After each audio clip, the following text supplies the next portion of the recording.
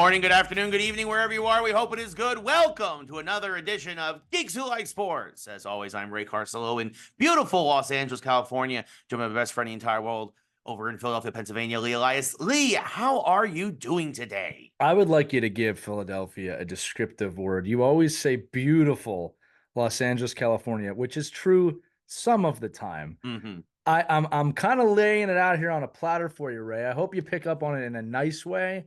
I doubt that's going to happen. So beautiful Los Angeles, California. And I think every episode you have to come up with a new descriptive word of Philadelphia. Go And ahead. Nick Castellanos, deep fly ball to left field, Philadelphia, Pennsylvania. Casey Owasco, one of our loyal listeners, is going to really appreciate you brought that name up, Ray, because when Yes. tragedy strikes, Captain Strikeout hits home runs. Yes, exactly what Right? happens. That's he's good for 25 tragedies a year. Yeah, we won't go too deep into it, Ray, but it is a curious thing. For those of you who don't know, Nick Castellanos is one of the Philadelphia Phillies. He's an outfielder, and he always, you can look this up. You can set your watch to it. Yeah, hits a home run on a day that a tragedy strikes the country, the world. I mean, it's terrifyingly accurate. Yeah. It's got to be one of the greatest coincidences in history, because there's no way that the fate of mankind depends on Nick Castellanos' bat. The funny thing about Nick Castellanos, Ray, is he's kind of a dick.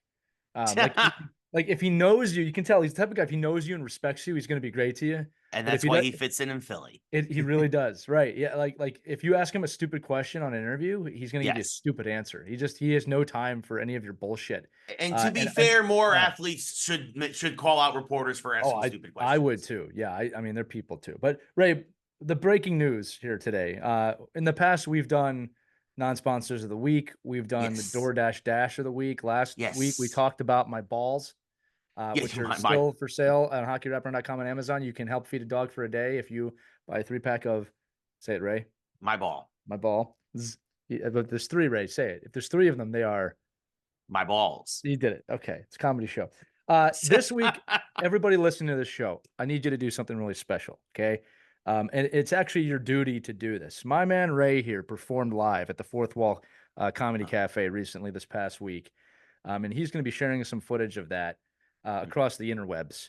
And it is our civic duty as a fan of Ray to make sure that that's shared, commented on, and put out there so he can be discovered as the comedian he has always been. And also fulfill my lifelong goal of, we talk about Ray being the couch potato, of me just sitting there not speaking, which would make a lot of people happy, Ray. Yeah. You were telling jokes and I was just there on stage sitting. I'm like the side piece to the whole thing. I don't say a word. You'll just drag me through your comedy life, the drugs, the alcohol, the women, all of it. I'll be there just watching, making sounds like the Ed McMahon to my Johnny Carson. I'll be your Ed McMahon. But seriously, my friends, Ray's going to be sharing some of this footage. He just killed it the other night, by all accounts, right? And it's our job to support him here. He's always had a knack for this. Let's get Ray out there a little bit more. Share these videos, comment on these videos, and then share them again. And then once you share them, Ray, share them again, because we got to get Ray out there. The world needs peace, but also Ray. Yes. Yeah, thank you. I appreciate it. We need Nick Castellanos to stop hitting home runs and Ray to be the Joker that we need. He's not the Joker we need, but he's the one we deserve. That's right. Yes, we're going to talk about the Joker later in the show, but I appreciate that, Lee. Thank you. Yeah, that's the thing this week, people. That's the thing. Yes, do that thing. Yes, it's a good sign. I mean, not to toot my own horn, but when the club owner, obviously tells you did a great job, and even when the camera people at the club, because that's how I obviously got my footage, tell you did a great job. Camera people don't normally do that. No. But when the camera people tell you did a great job, it kind of feels good. And obviously, and I will say this too about Ray. Everybody listening, to be great at things like this, you got to prepare. You got to do the work. Ray does the work. He does it, and he works hard. Something he wants. Let's help him out. That's our job. So that's going to do it for this week's edition of Geeks Who Like Sports. No, we got a whole show. But also, by the way, folks, baseball and the basketball. If you are in the LA area, I will also be at Flappers on Wednesday evening at 7:30 p.m. in the LA area. That's in Burbank. So I'm doing another show at the Yoo-Hoo Room. For me to help all of you, at Ray Carcillo across the Mediaverse. Follow that man, and you'll see that. We will be also sharing his comedy on our channel, because we will try and collaborate with Ray the best we can. Follow Ray. at Carcillo. Ray at Ray Carcillo. 2 L's. Thank you for Yes, coming. 2 L's. Thank you for watching. Yes. There we go. Oh, all right. So You're an all-star, Ray. You're an all-star. Yeah. We got a lot to talk about today, folks. Actually, it might be a quick show. There's because we're right on the cusp of the Olympics. We're right on the cusp of Comic-Con. So a lot of stuff hasn't. We are expecting a big show next week. Yes. Smaller show this week. Because these things kind of balance out. But we do have some. We have a little bit of movie news, a little bit of TV, a little bit of sports, a little wrestling. But we're gonna kick things off with the All-Star Game. Yep, it happened. Moving on. Yeah, no. Kind of not surprising, not a bad game. The American League beat the National League 5-3. It's I believe the 10th time in the last 11 years the American League beat the National League. So stupid. And so Jarren Duran, it's Jarren Duran of the Red Sox was the MVP because he hit what would be the game-winning 2-run home run. Shohei Ohtani provided all the offense for the National League with a 3-run home run. And the American League, Aaron Judge and every Philly got a hit.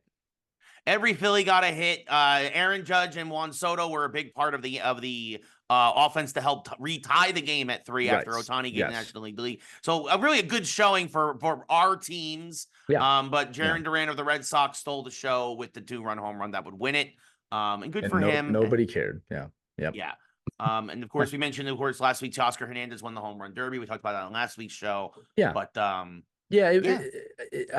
watched the derby this year. My boy Alec Boehm did pretty well in that, but you know, it's the same. It's just there's nothing to it, right? Like the All-Star game, like doesn't have the same luster. Now I will tell you this, Ray, and I'm not necessarily trying to transition out of this. I did watch the WNBA All-Star Game because that was far more interesting than any other All-Star game this season, right? And I did watch the whole game, and it was exciting and it was fun, and there was kind of something on the line. Tremendous storylines. Like this was actually done well. Yeah.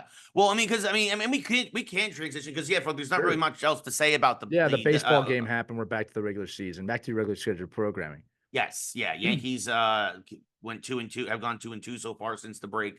The Red Sox have lost 4 in a row. Yes. Somehow we lost our series to the A's, but that's time for another story.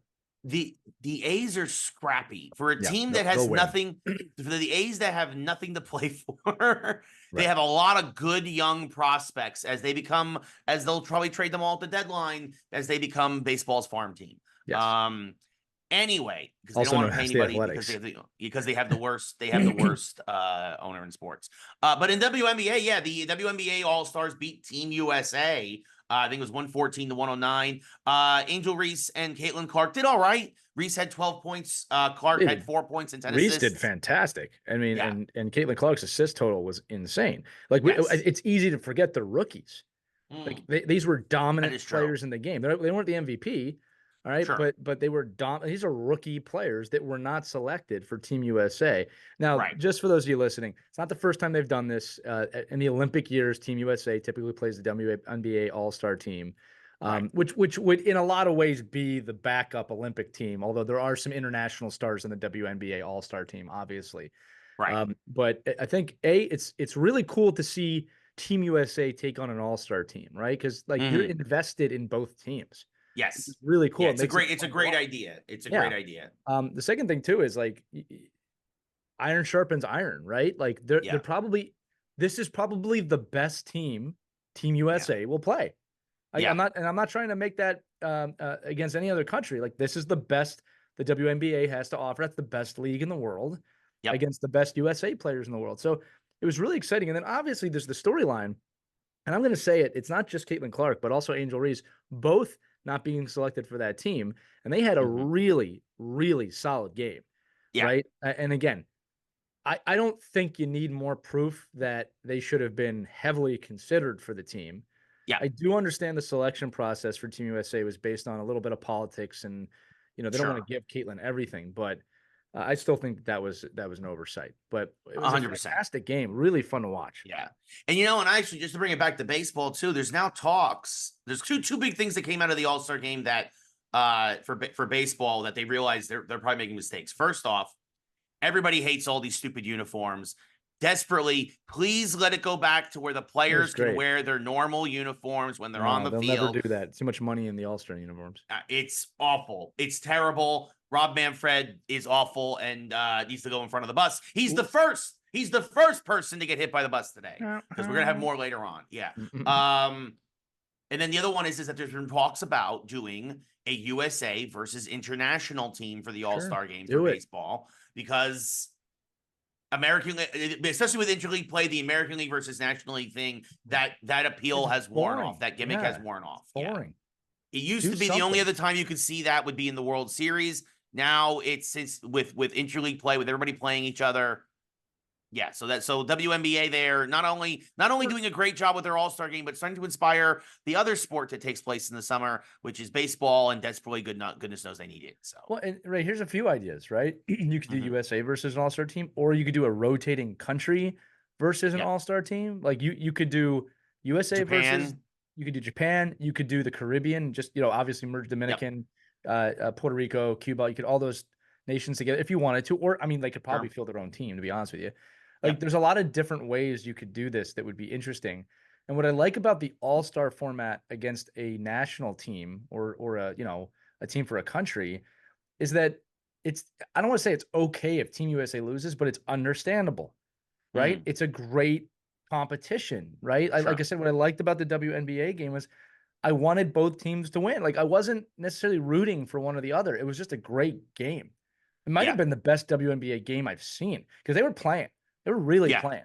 Yeah. Right. Yeah. It's not the regular NBA, the NBA All-Star Game where it's 200 to 190 because nobody's playing defense, not doing anything. Yeah. Well, and look, there was a sequence there. You can find this online where Plum was right on Clark, like defending her. And the reason why was she's trying to challenge herself against one of the best players in the world.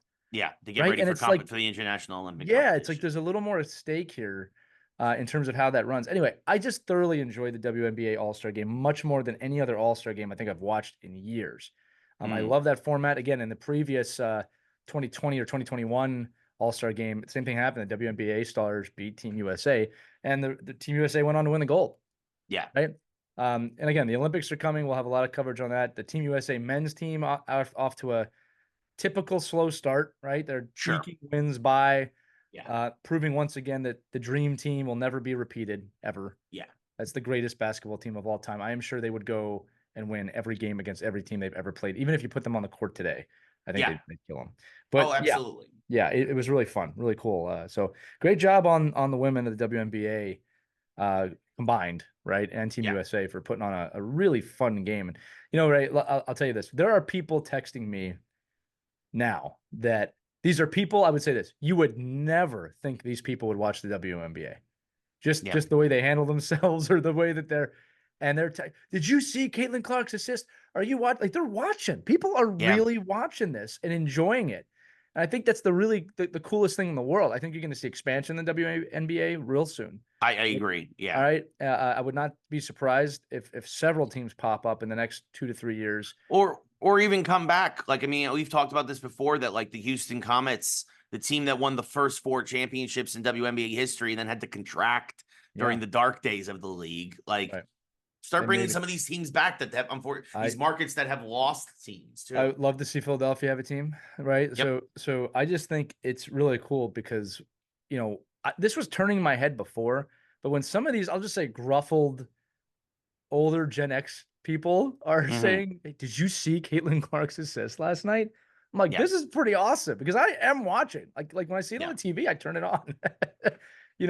Another win for me this week. My daughter sitting next to me on the couch.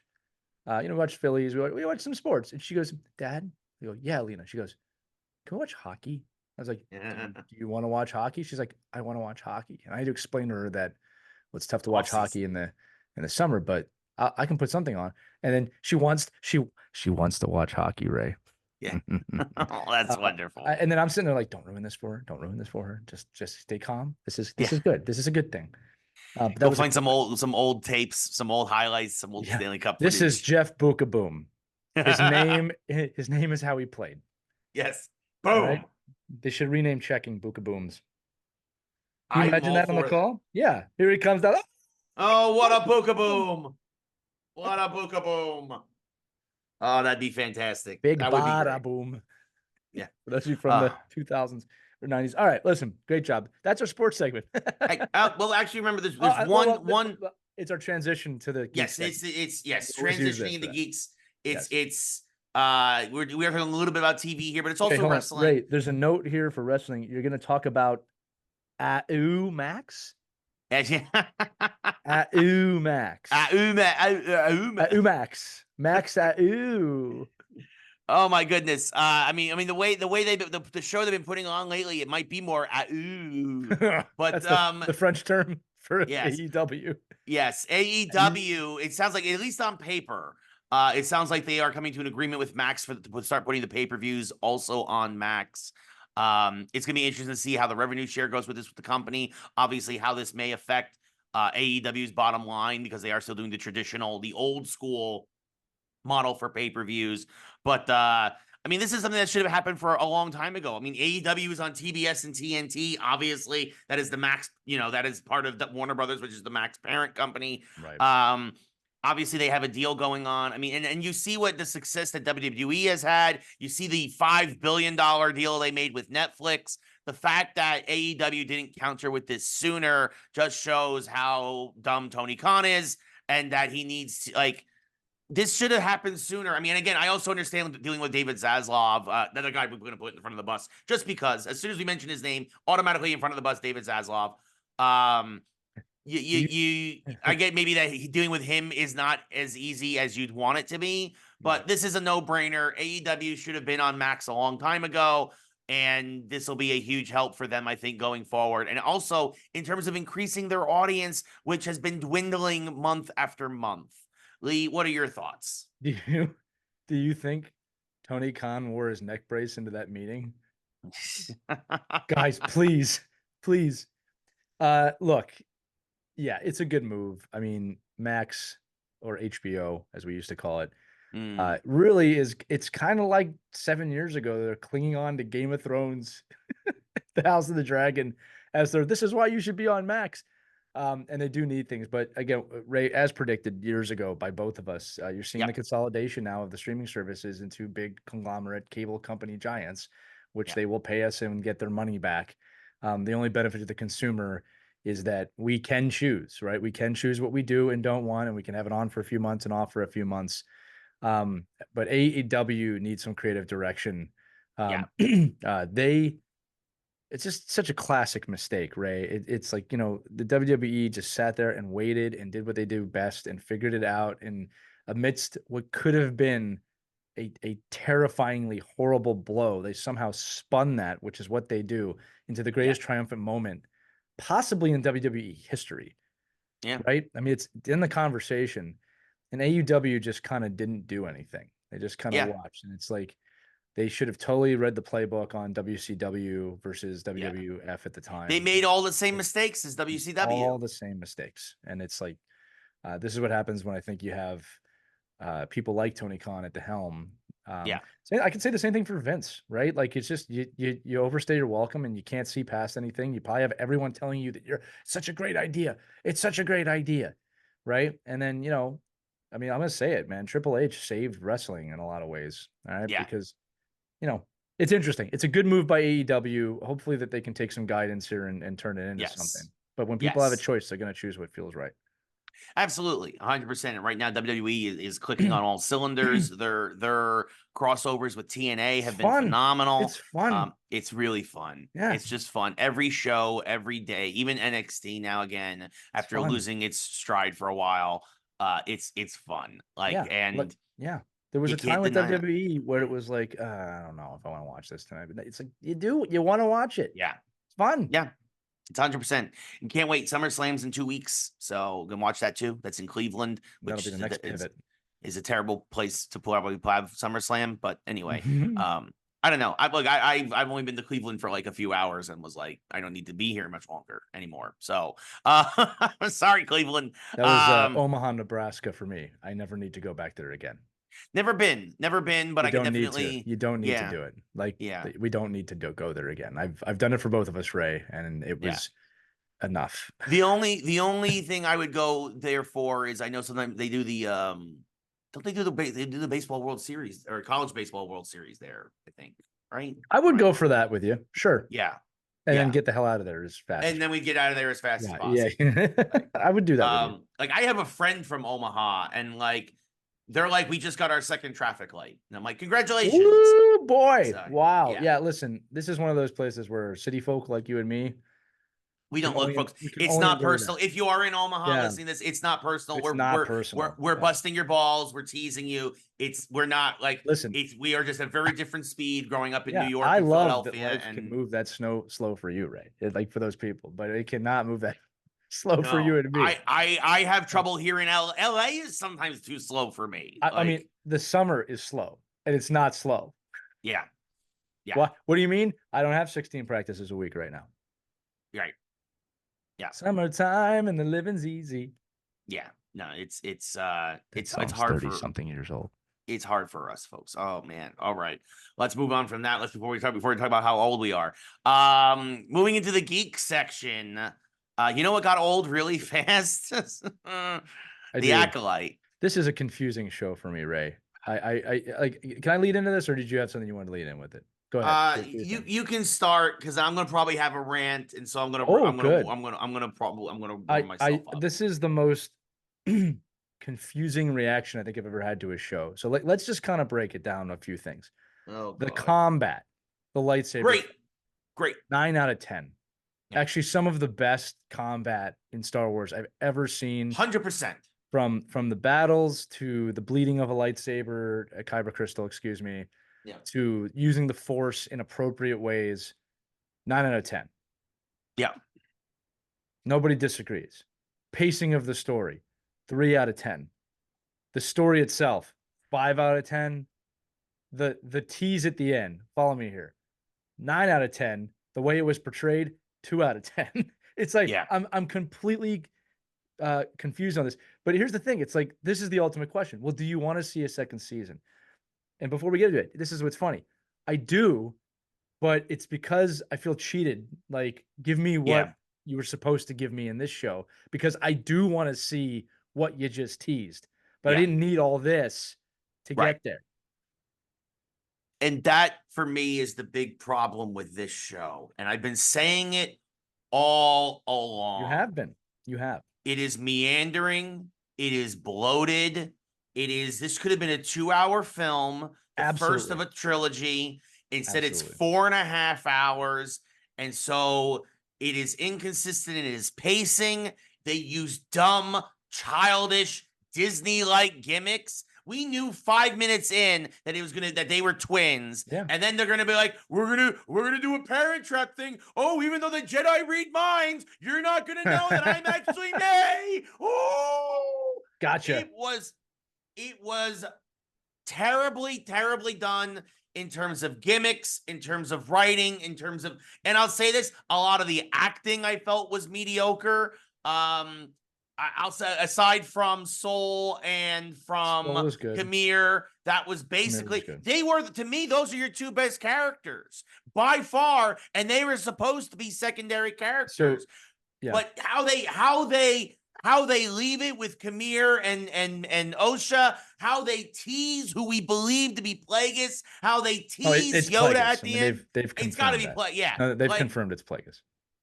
They are so desperately trying to get us to come back for a second season that I don't want to come back for a second season. Right. I hate the desperation that reeks off of that is dripping off of this show to try to get Star Wars fans to tune in and to stay tuned in is palpable, and it is disgusting. This is another lightsaber swing and a miss from the modern Kathleen Kennedy Disney era. I cannot stand it. It is somebody who loves this needs to be in the room, in that writer's room, and needs to be like, this is fat, this is fat, this is fat. Trim the fat. Get to the point. Tell the story. Make the characters compelling. Stop ruining characters that you're borrowing from what is now the Legends universe and making them bend to your will. And because this is not what Star Wars fans want. And I'm sorry, but you were like, well, it's 100 years before everything. It's not going to connect. And then you still find ways to connect things. This is not operating in a vacuum. Yeah. Okay? You have to give respect to what came before. Stop crapping on what came before. Stop crapping on our childhood. And by the way, you can do new stuff and do it well. Mandalorian proved that. And still be true to Star Wars and make everybody happy. The kids were happy. The adults were happy. You know who's happy after Acolyte? Nobody! You're blowing it! You're blowing it! I got it! And Ray's blowing out his mic by this. But look, this is what I'll say. Ray, I agree with everything you said, first off. Like, there's a lot wrong with this. It could have been a movie, and it would have actually been really good. It would have been a really great, oh, wow, that's how they're going to introduce Plagueis, and it could have been done in 2 hours. I 100% agree with this. The show peaked, what was it, episode 4? Episode 5, I think. Episode 5 with the fights and stuff like that. It peaked, episode 5. It peaked there. It peaked there, and we said this might be the peak. They were so desperate to fill 8 episodes that they literally repeated episode 3 as episode 7. It was a mistake. It felt like this was the unused footage from episode 3, and they're like, we're just going to tell it from Soul's side of the story and have another episode. And that's the thing that bugged me. It changed nothing. It didn't accomplish anything. And Ray and I said it, like, they would have been better off just not showing that original flashback episode and making or reversing them, right? I mean, I understand why they didn't want us to know that Saul did what he did, even though they've been insinuating it the entire series. Right. Look, here's the wins. They did introduce Darth Plagueis. And obviously the big reveal at the end is that Vanestra is going to tell Yoda that something's going on. All right. Which, again, it's like when you introduce Luke Skywalker at the end of season 2 of The Mandalorian, it's really hard to top that. That's probably one of the top 3 greatest reveals in television history. Okay. It's really hard to top that. We talked about that in my car the other day about like the most surprised I've ever been in TV. And Caitlin brought up Luke. I said, that's definitely up there. It's definitely up there as one of the top 3. I mean, and the thing with Yoda is we expected Yoda. Well, we know Yoda he's because alive. of the time period. Yeah, we know the time period. Here's the other thing too. If you're going to reveal Yoda, it was just the back of his head. It's like, guys, this is not a good reveal. You needed to do something with Yoda. There's also one other thing in the final episode. So Kamir is a great character. I really enjoy him. Obviously revealed that he is the student or the apprentice and not the master from the Rule of 2. It also coincides with him wanting to be on that planet that has found a Virgins in the Force that created life. That totally ties into Plagueis, who can manipulate midichlorians. So that part of the story was very interesting because that's part of the lore of Star Wars. Yeah, it took 45 minutes to give us 90 seconds of information. But Ray, we had another somehow Palpatine returned moment that not enough people are talking about in this episode. So the little furry character Basil, he's kind of always around. For absolutely no reason sabotages Soul's. Yes, he turned on Soul for no reason. Well, and now this is what's funny about it. There was no reason. So you're left to your own vices, and your vices are, I guess he has a conscience or something that has told him to do this. So an article comes out that explains why he did this. I'm not going to get into it other than the fact of, if you need to write me an article to explain why a character made this pretty important decision that basically got Saul killed. Right. When you really think about it, right? That's horrible storytelling. And by the way, I will tell you, the reason was basically that he had been watching and he was conflicted, and he understood that, like, it was not conveyed in the TV show. Not at all. It was terribly done. And by the that way, character was terribly conveyed. He made no sense to me. No, you did not need that tracker. It was just a cute little furry. Like, it's a chance to sell dolls at Disneyland. That's what I thought. Because it's a cute furry little character. That's it. The cutest characters were on that island, the Sith Island, the little mini elephant things. But those, yes, I agree. But again, stuff like that bugs me. All right, now I will say this too, that really cool moments. Osha, again, spoiler if you haven't already figured that out, but Osha strangling Saul to death using the dark side, and then bleeding the Kyber crystal from blue to red. That was pretty good.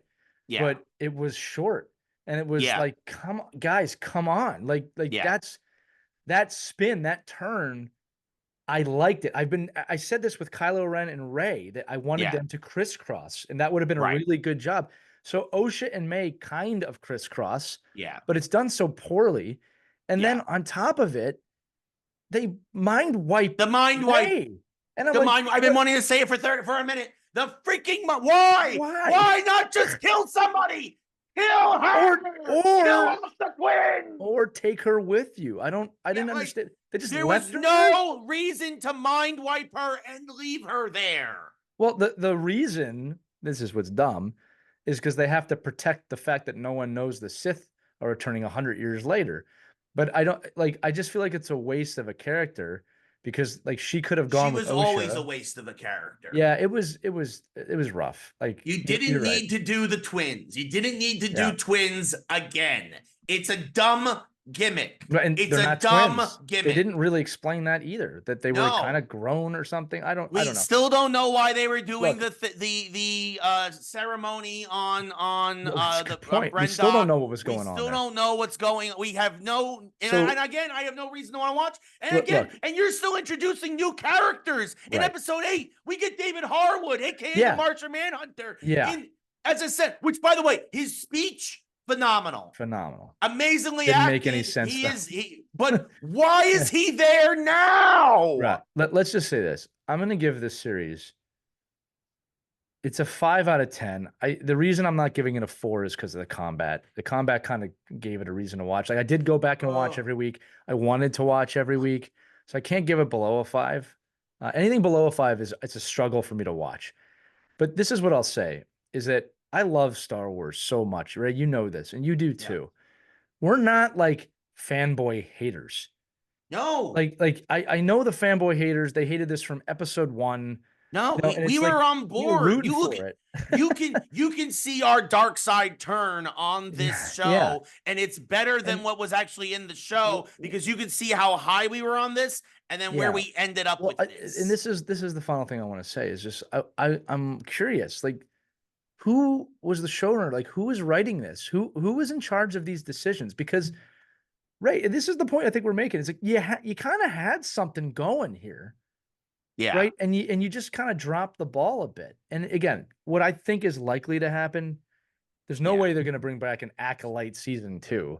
It's more likely they're going to bring back a Darth Plagueis show or something like that to continue this in the future. But they're going to have to get new people to run it because, look, I wanted to see more Venestra. I wanted to see more of the 4 Jedi that committed the atrocity. I didn't want you to kill Carrie-Anne Moss in the first episode. yeah. Right. And then we only see her in flashbacks the whole rest of the show. Yeah, like I wanted to see more Plagueis, right? Like I think that they drastically, and I could be wrong. I just think they drastically underestimated the Star Wars audience with this show. Yeah. When people knew this was coming, we know they're alive, you know. And again, I think too that, and unfortunately they put this out there. It's kind of painfully obvious that some of the actors didn't know a ton about Star Wars. Yeah. All right. Now here's the Yeah. thing. Here's the thing. All right. Like Harrison Ford admits all the time. You know, it's not my life. Star Wars is not my life. Right. Yeah. I know what I know. But, you know, when you hear Harrison Ford talk about Han Solo, He the knows complete his understanding character. of who Yeah. Han Solo is, how Yeah. he ad-libbed one of the most famous lines in movie history of I Yeah. know. Like, Because he's that an dude- actor. He's an actor. He got it. He made that character. Yeah. And like Disney, you can't have actors coming out speaking and literally have no idea what they're talking about. Yeah. I also like the rules of what balance is in the Force and the Sith and the Jedi.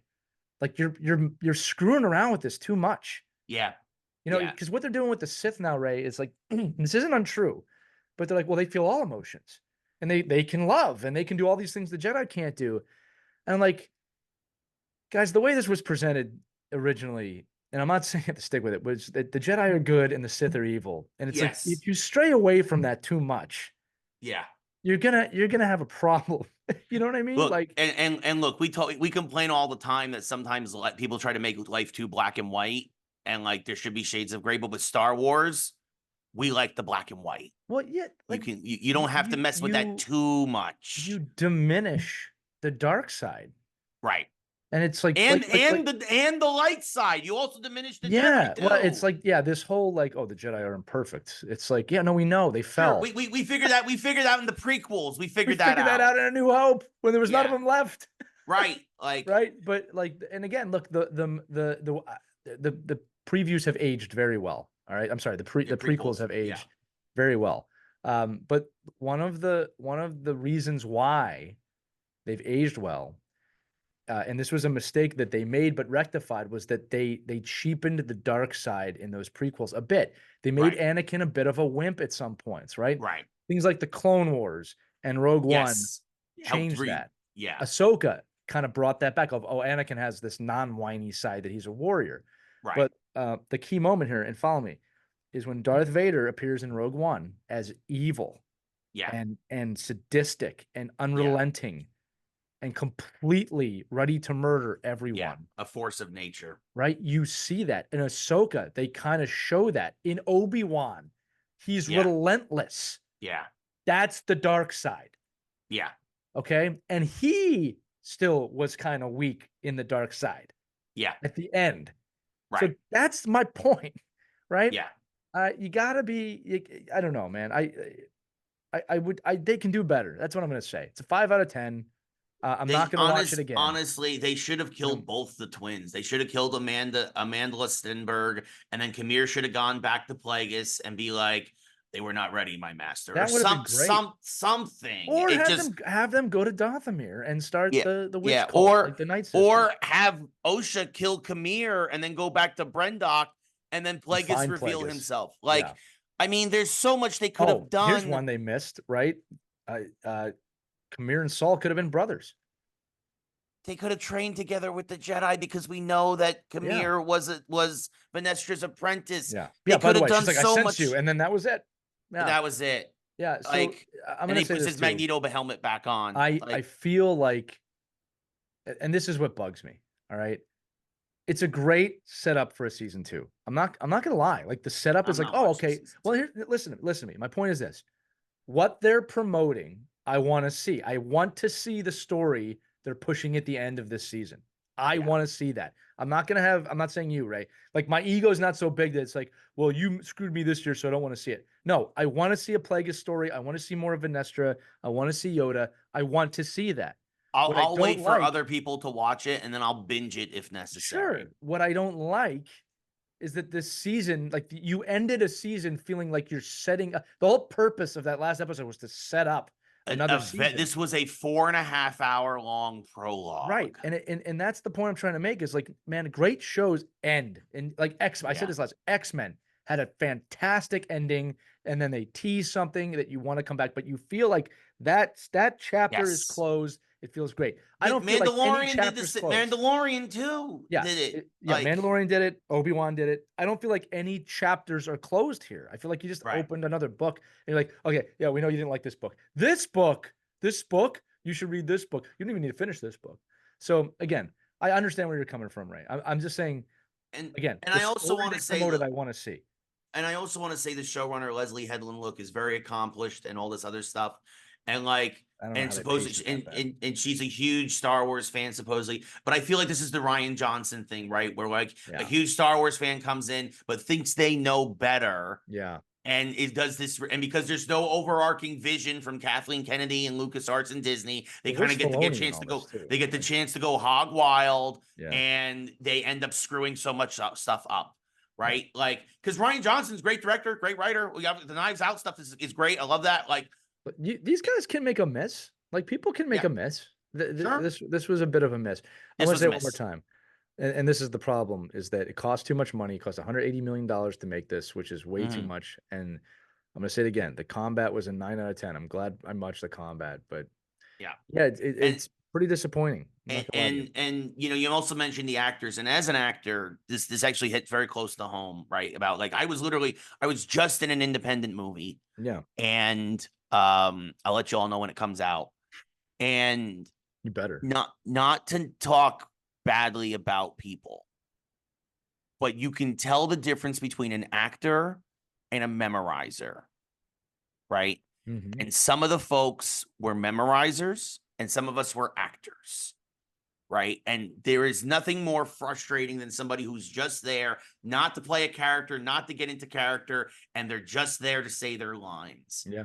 And it feels like there's, and I had that experience a little bit in one of my scenes recently, and you could see that here in Star Wars. There were actors in this show, and there were memorizers in this show, and unfortunately, there's a lot of memorization going on in Hollywood right now, and it comes through in the show what the difference between the actors and the memorizers, and unfortunately, there's a lot of memorizers in this show, and it takes the entire product down. Well, yeah.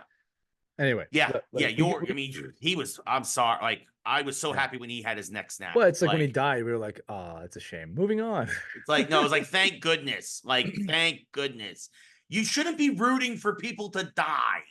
No, and that's all I want. I wanted so much of that in this show because it just was so many terrible characters. So many. Yeah, I also love when they have Kamir kill everybody, and then they're like, "Oh, you can like Kamir though, because he kind of gets it." I'm like, "What?"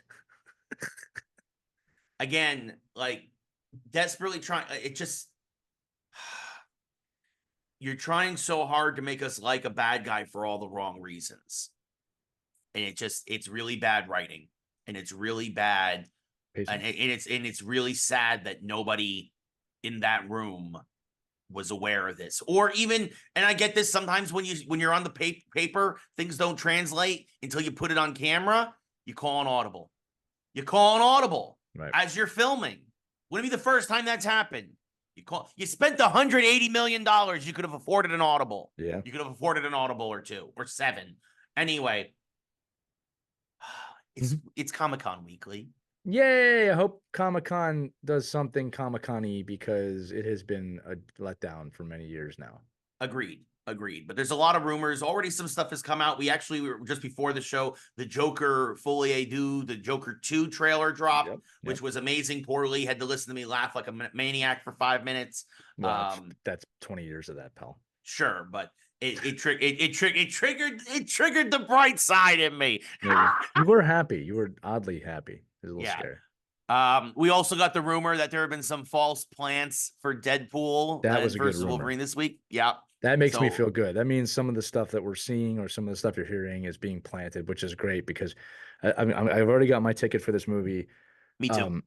I am terrified of the people that are going to spoil this film because there's going to be so much stuff that happens in this movie. Everyone that has seen it has already said. I think the best quote I got was that if Infinity War was a 9 and Endgame was an 8 in terms of the trajectory of the MCU, this is a 7. Yeah. Right. And I'm like, all right. So spoilers, we'll put our rules out again. Do not spoil this film. I'm seeing it as early as I literally can because I know people can't keep their mouths shut. I'm already worried because they've already done the Hollywood premiere and I'm in LA and I'm worried somebody's going to say something before it's out publicly. This is the earliest I've ever been scrolling by stuff on Facebook. Like if it looks like Deadpool, I don't look at it. Yeah. Because I don't want it ruined. Yeah. Right. 100%. Someone's going to ruin it. 100%. Can't wait to see it. Good job. Good job for the misdirection, though. The marketing has been phenomenal. They've done a wonderful job with this. Lee, are you excited for Joker 2? As excited as I am? I don't know, Ray. It's a good question. I'm looking forward to it, but I don't feel the same way I was when I was like looking forward to The Dark Knight. I really appreciate the performance. I'm worried that they're going to ruin the character. From Joker 1. Yeah. In the sense of like, there was so much mystery. There was so much we didn't know. And I kind of enjoyed that. Yeah. I didn't feel like it needed a sequel. So I'm either going to be really like, wow, they did a great job, or like, okay, thanks. Yeah. I'm excited to see what Lady Gaga does. Well, she's going to be great. Yeah. Yeah. I think I'm just curious. I again, to your point, I don't think there was room for a sequel in the first one. Well, because without you can only do so much with the Joker without Batman. There's that, and then also like the message was kind of loud and clear in the first one. Right. It's like I don't necessarily need that again. Right. So like what's the bigger message? Now, again, we know Bruce is a kid in this this universe. Yeah. So it's like I don't know. We'll see where it goes. It's like I hope they're not trying to make a larger Batman universe out of this. Like that first movie was great, but we'll see. Like everybody signed on. That Sure. that Joaquin Phoenix and Lady Gaga don't typically do crap. Right. So there must have been something there that we didn't see. But like, It's especially to bring Joaquin Phoenix back, right? Because of your point, he's yeah, very particular. I wonder if it ends with him killing Bruce Wayne or something like that. You know what I mean? Like, Or killing not himself or Bruce. I'm sorry, something. Like, killing his or Harley or no, his dad. I'm sorry, oh. Thomas Wayne. I apologize. I wonder Oh, if it right. ends with that. Yeah. Which people, oh, it's not really him in the comics. I'm like, yeah, we changed that in the '80s, so it's okay. Yeah, it's fine. Yeah. It's fine. It's okay. That would be an ending, right? If he kills Yeah. Thomas Wayne and then Bruce is just like, vengeance. Yeah. Right. Yeah, that could work. That could work. Yeah. Then what is it? Let's see. A couple other things. Marvel stuff, possibly more Marvel stuff. Rumors about either a Thor 5 or Doctor Strange 3 announcement. Obviously, Doctor Strange 3 in particular, we got to tease the end of Doctor Strange 2, so that could happen. And especially with all the multiverse stuff happening. I think these are probably just pipe dreams. These are just people hoping more than anything actually. I think it's more likely you're going to get an updated timeline of what's coming.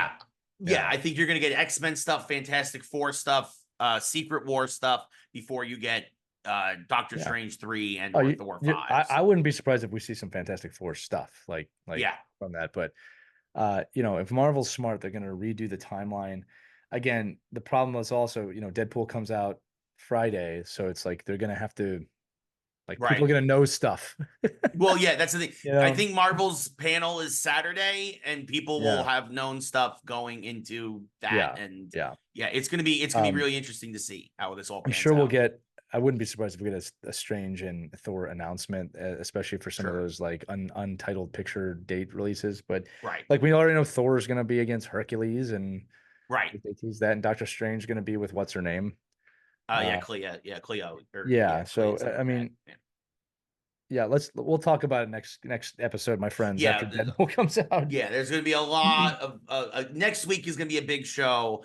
Again, because you're going to have Olympics starting, and you're going to have Comic-Con fallout. But last thing, one thing that has been confirmed by Todd McFarlane is that with Blumhouse, which of course is the horror studio, they have confirmed they have a script.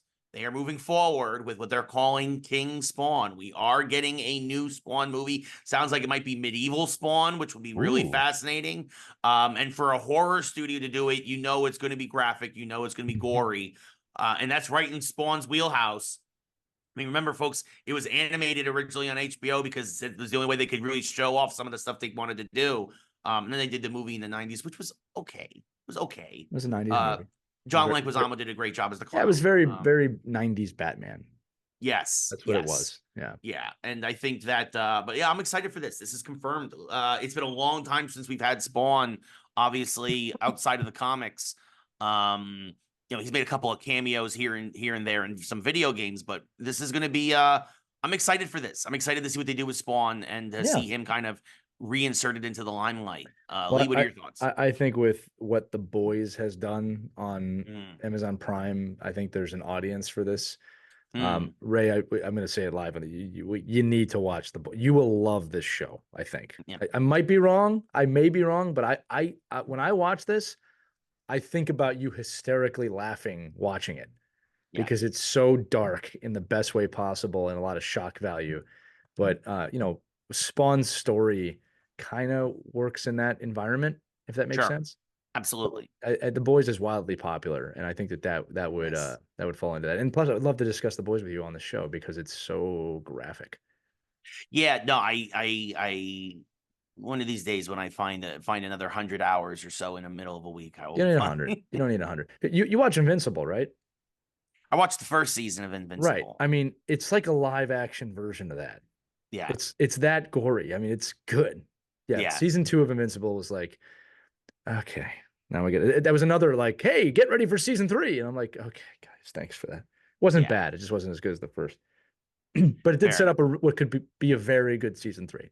I'll say that.